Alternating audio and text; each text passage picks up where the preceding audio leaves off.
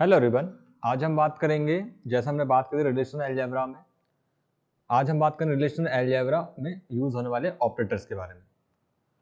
तो previous class में हमने बात की थी जो हमारे पास ऑपरेटर्स होते हैं। पहले हमने बात की रिलेशनल अलजेब्रा क्या होता है। तो डेटाबेस में जब हम एसक्यूएल की मदद से डेटाबेस में डेटा को एक्सेस करते हैं, तो एसक्यूएल इम्प्लीमेंटेशन के लिए हम जो यूज़ करते हैं उसे हम बोलते हैं रिलेशनल अलजेब्रा, जिसका काम होता है डेटाबेस से डेटा एक्सेस करना, जिसमें हम कुछ कमांड्स का यूज़ करते हुए डेटा को एक्सेस करने की कोशिश करते हैं। इसी में कुछ ऑपरेटर का यूज़ किया जाता है। ऑपरेटर दो टाइप्स के होते हैं जिसमें हमने समझा था, एक होते हैं ड्राइव ऑपरेटर्स और एक होते हैं फंडामेंटल्स ऑपरेटर। फिर हमने बात की थी, आगे हम डिटेल में पढ़ेंगे, तो आज वही वीडियो होने वाला है जिसमें हम एक एक ऑपरेटर को पढ़ने वाले हैं, जिसमें हम पहले बात करने वाले हैं सिलेक्शन ऑपरेटर के बारे में। ठीक है, तो सिलेक्शन ऑपरेटर होता है हमारे पास, प्रोजेक्शन ऑपरेटर होता है, प्रोडक्ट ऑपरेटर होता है, यूनरी ऑपरेटर होता है, सब्ट्रैक्शन ऑपरेटर होता है, और ये ऑपरेटर हमारे पास थे फंडामेंटल ऑपरेटर। इसके अलावा हमारे पास जॉइंट वगैरह भी ड्राइव ऑपरेटर्स थे। तो पहले एक एक करके पढ़ते हैं सिलेक्शन ऑपरेटर को। तो selection operator is unary operator in relational algebra that perform selection operation. यदि हमारे पास कोई टेबल या कोई रिलेशन है जिसमें हमें पर्टिकुलर डेटा को सिलेक्ट करना है, पर्टिकुलर एक टपल को या पर्टिकुलर रो को सिलेक्ट करना है, तो हम यूज करते हैं किसका, सिलेक्शन ऑपरेटर का। सिलेक्शन ऑपरेटर को किससे डिनोट किया जाता है, सिग्मा से। यानी आप सिग्मा का ये साइन जो है, सिंबल्स, इसका यूज करते हैं किसको यूज करने के लिए, सिलेक्शन ऑपरेटर को यूज करने के लिए। और ये कैसा ऑपरेटर है, यूनरी ऑपरेटर। यूनरी ऑपरेटर इसका मतलब क्या है, इस ऑपरेटर को लगाने के लिए बस हमें एक ही रिलेशन की जरूरत होती है,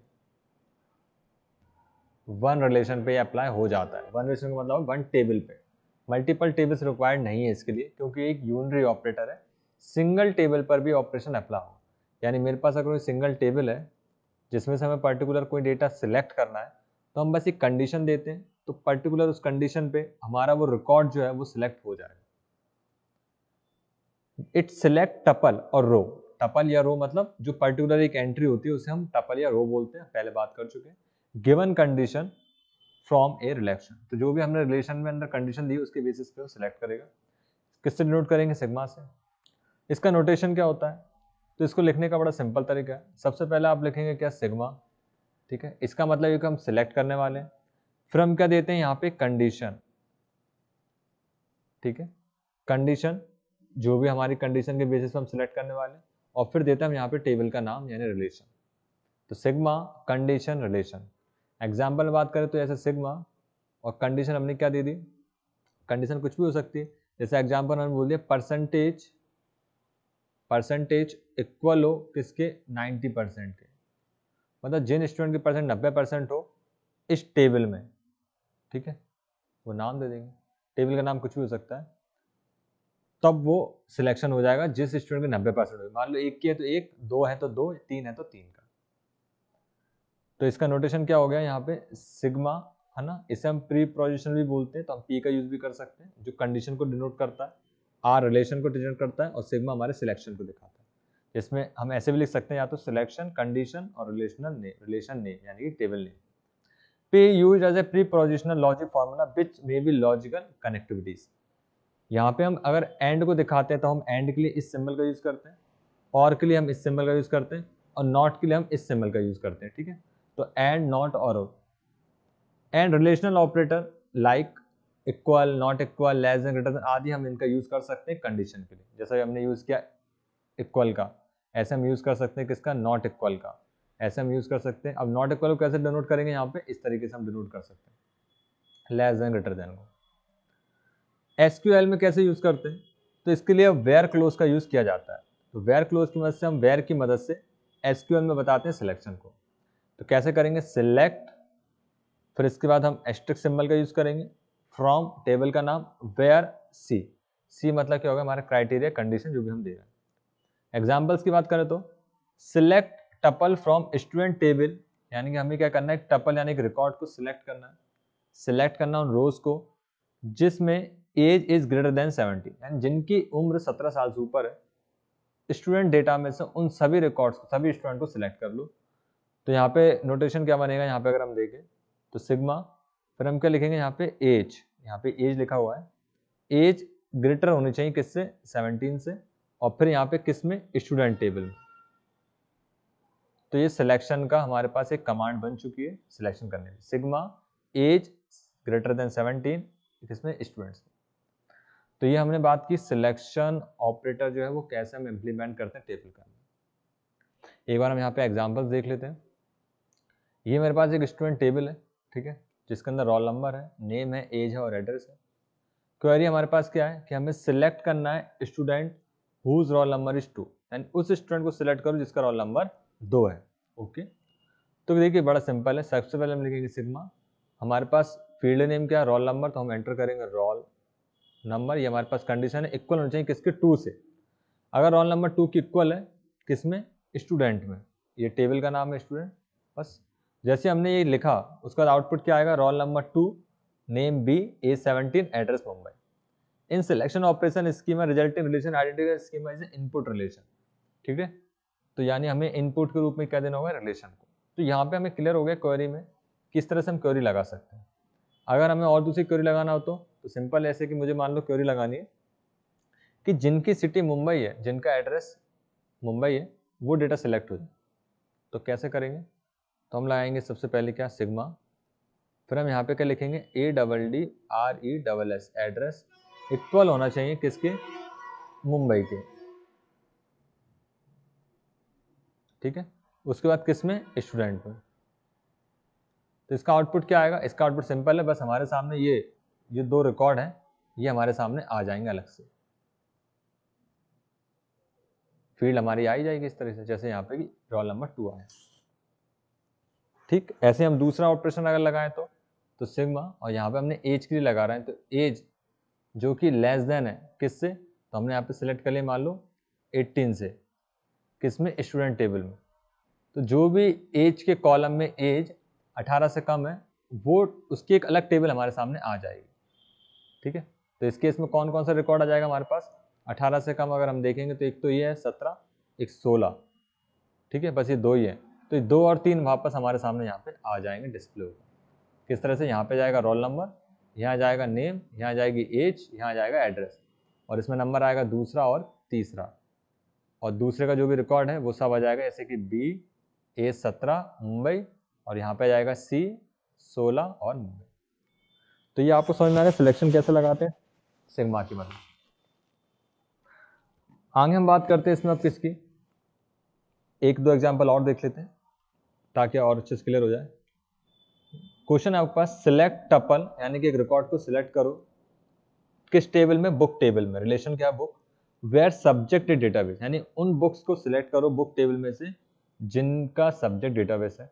तो बड़ा आसान है, देखो यहाँ पे क्या लिखेंगे हम, सिग्मा, ये जो साथ में लिखा है ना, साथ में नहीं, थोड़ा सा नीचे है ना, ये याद रखना, ये इसमें ऐसे आ रहा है, मतलब कुछ ऐसा होगा ये सिग्मा, फिर यहाँ पे हमारा सब्जेक्ट, ये हमारा क्या हो गया, एट्रीब्यूट्स, इक्वल किसके होने चाहिए, डेटाबेस के, फिर उसके बाद किस में होना चाहिए, बुक्स में। तो बुक्स क्या है यहाँ पे, टेबल हो गया। ऐसे मान लो यहाँ पे select tuple from a relation book where subject is database, यानी सब्जेक्ट डेटाबेस हो एंड प्राइस 450 हो, यानी कि वो डेटा सिलेक्ट हो जाए जिनका सब्जेक्ट डेटाबेस है और प्राइस 450 है, यानी 2 है यहाँ पे कंडीशन। तो 2 के लिए हम कैसे यूज करते हैं, सिग्मा लगाएंगे, सब्जेक्ट इक्वल डेटाबेस, और यहाँ पे एंड के लिए हम क्या यूज करते हैं, इस सिंबल का, एंड का। इसका मतलब ये भी मैच करना चाहिए, प्राइस भी 450 मैच करना चाहिए। अगर ये दोनों इक्वल होंगे तभी हमारे सामने बुक का डेटा आएगा, ठीक। ऐसे अगर हम बात करें यहाँ पे सेम है, डेटाबेस, प्राइस, और क्या होना चाहिए यहाँ पे, पब्लिकेशन ईयर आफ्टर 2010, यानी कि हमारे पास 2010 से ऊपर होने चाहिए। तो यहाँ पे हमने क्या किया, एंड, और यहाँ पे क्या किया, और, क्योंकि यहाँ पे क्या लिखा था, और लिखा था, मतलब या कंपलसरी नहीं, अगर नहीं भी हो तो भी चल जाएगा। तो इस तरीके से हम एंड और का यूज करते हुए डेटा को सिलेक्ट कर सकते हैं कंडीशन देते हुए। तो उम्मीद आपको सिलेक्शन का पूरा समझ में आ गया होगा, किस तरह से हम सिलेक्शन ऑपरेटर की मदद से टेबल्स में डेटा को सिलेक्ट करते हैं। आगे हम बात करते हैं यहाँ पे प्रोजेक्शन की। तो प्रोजेक्शन ऑपरेटर क्या होता है, projection operator is a unary operator in relational algebra the perform a projection operation, ठीक है। जैसे हम यहाँ पे सिग्मा में डेटा के अंदर टपल्स को सिलेक्ट कर रहे थे, प्रोजेक्शन की मदद से हम कॉलम को सिलेक्ट करते हैं, यानी कि उसमें रो पे काम हो रहा था, इसमें कॉलम पे काम होता है, उसमें रो पे या रिकॉर्ड पे काम कर रहे थे, यहाँ पे एट्रीब्यूट्स पे काम करते हैं। तो projection operator is a unary operator, ये भी यूनरी ऑपरेटर होता है, जैसे हमारे पास सिग्मा था, ये भी सिंगल टेबल पे काम करता है। In relational algebra that perform a projection operation, it project और डिस्प्ले, यानी कि ये क्या करता है, डिस्प्ले करता है पर्टिकुलर कॉलम को, ठीक है, कॉलम या फिर एट्रीब्यूट को इन ए टेबल या रिलेशन में। एंड क्या कर सकते हैं, डिलीट कॉलम कर सकते हैं that are not in the projection list. जैसे कि मेरे पास एक टेबल है जिसके अंदर 1 2 3 यानी कि A B C D 4 column है, मुझे सिलेक्शन करना है किसका, B और C का। तो ये क्या करेगा, प्रोजेक्ट करेगा B और C को, पर्टिकुलर कंडीशन जो भी हम देंगे B और C को सिलेक्ट करना है, और डिलीट कर देगा उन कॉलम्स को जो हमने सिलेक्ट नहीं किया, यानी इनको हटा देगा। तो ओनली हमें क्या दिखाई देगा, B और C। तो प्रोजेक्शन ऑपरेटर क्या करता है, डिस्प्ले करता है पर्टिकुलर कॉलम्स को या एट्रीब्यूट्स को, और बाकी के कॉलम्स को क्या करता है, डिलीट करता है। इसे किससे डिनोट करते हैं, इसे डिनोट करते हैं पाई से, यानी हम किसका यूज करते हैं, हमारे पाई सिंबल की मदद से हम इसको डिनोट करते हैं। तो प्रोजेक्शन किस पे काम करता है, कॉलम्स पे।